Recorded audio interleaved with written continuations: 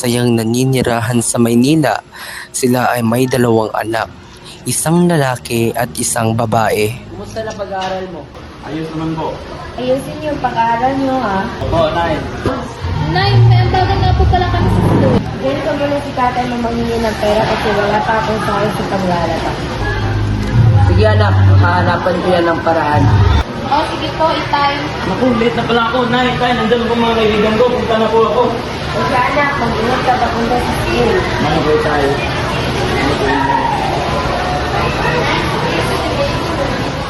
Yan yung baon mo. Tapos na ba sa assignment, pre? Gusto mo naman pre, mga kanil. Ay, may assignment pala. Wala ka, pre. Tulog to. Samahan mo ko kantin, Ben. Pre, sama ka. Asa naman? Susugal kayo? Wala na ang pera eh. Kaya nga, wala naman pera. Bakit pa kayo magsusugal? Para makapera, sama ka. Sige na pre, ngayon na naman to. Kaya nga.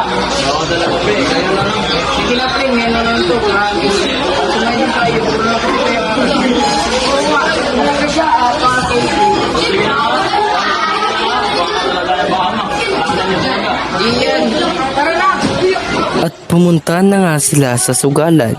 Pumusta sila hanggang sa wala nang matira sa kanilang pera.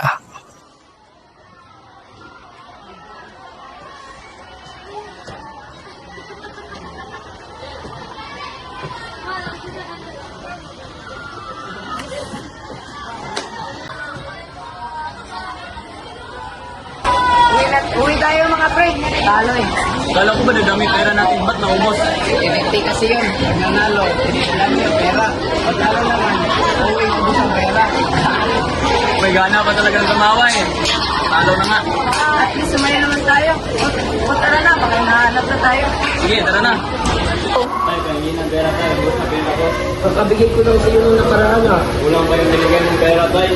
Bakit mabilis maubos pera mo? Kasi po tayo madami ba akong binigay namin para sa aming proyekto. Kaganda.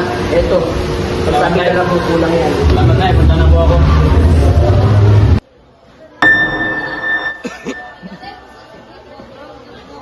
Si Yuri ay patungo na sa eskwelahan at nakita niya ang isa sa kaibigan ng kanyang tatay kaya siya ay umutang dito. Pakatara kung papa ng pera, babayaran lang. Basta, babayaran mo. Magkano ba ang Tagandun daw po.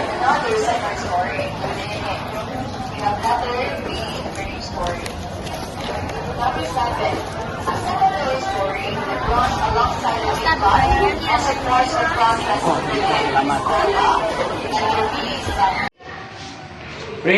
Pre, nandiyan ka na pala. Oh, asan nga pala si Noah? Wala pre, hindi pumasok. Bale pre, may pera ka na dyan. Oo naman, ako pa. Sige pre, basta mamaya. Pagkatapos ng klase, dito sugalan. O sige ba, basta samahan mo muna ako sa Sim, libre kita. Mayaman pa na to. Hindi naman. Mahal, saan ako kukuha ng pera yung pambabayad sa mababayad sa eskwelahan ng aking mga anak? gagawin ko ito ng paraan? Malalabas na rin natin yung kailangan. Wala nang pasalin natin dito. O pre, tara na. Excited mo naman masala pre? Hindi naman. Teka lang pre, matanong ko lang. Di ba kinapos kayo? Ba't ang dami mong pera?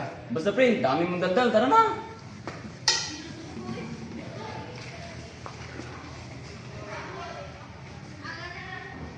Habang naglalakad sina Yuri at Algero, nakita sila ng kapatid ni Yuri na si Ashley at kaya sinundan sila nito.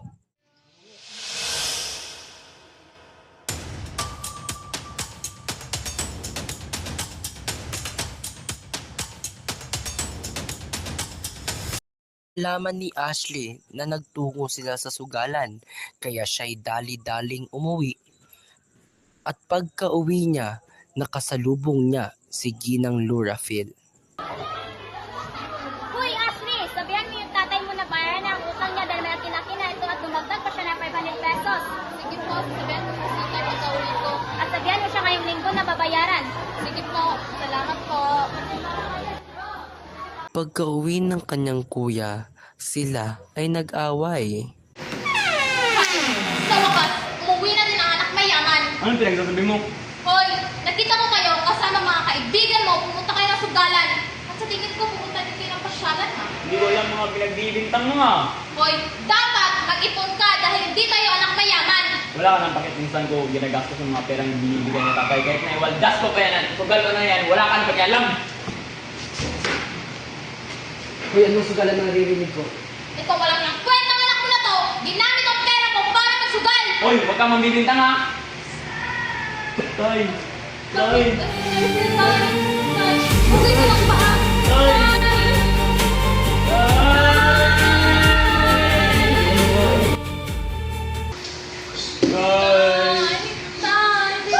Ano nangyari sa tatay niyo? Kuya, tumawag ka ng ambulansya.